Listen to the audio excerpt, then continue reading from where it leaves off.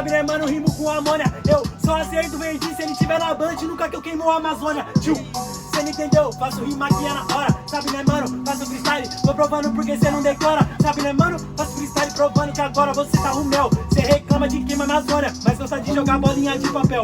Mas cê tá ligado, você é um hipócrita no improvisado. Mano, como cê fala isso se você logo pediu um trago? Por isso que meu mano, sabe que aqui eu não tô entendendo. O bagulho tá muito sério, tá ligado que agora meu parceiro eu tô desenvolvendo. Mas cê tá ligado, vagabundo, eu sou eficaz.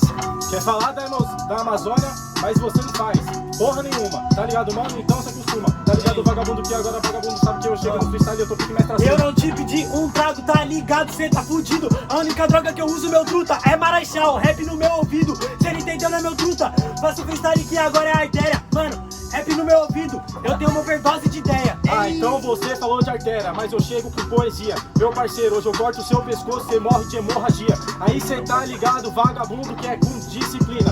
Aí o parceiro tá ligado que o cabelo já chega pisado, o meu mano mandou. Só que você é muito fraco, truta. Isso é poesia. E você que escuta rock triste no quarto, você é a hemorragia. Aê! Cê não entendeu? Na moral, faço freestyle minha mana, provando que agora eu entro no seu psico mental. Eu não escuto rock, tá ligado mano, que pra mim você é frustração. Eu escuto o MC Kevin, moleque da favela, exemplo de superação. Tá ligado mano?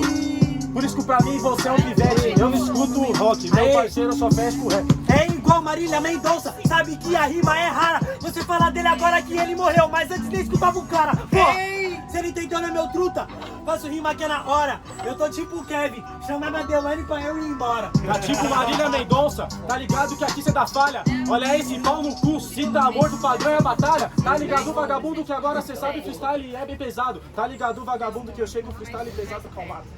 Para o terceiro áudio, família! Segundo round. Aí, Kevin, descansa em paz, esteja em um bom lugar, certo? Aí, votação, certo? Por ordem de quem começou, barulho pra cima do Dor. Uou! Cabelo. Novamente, família. Dor. Cabelo. Dor, campeão da batalha da VR. Quase final seguida, parceiro. Vai beber agora até umas horas. Vai ficar Mas ele de bebo, boa. filho. Não bebe. Tira a foto dele agora. Calma aí, calma aí. Não.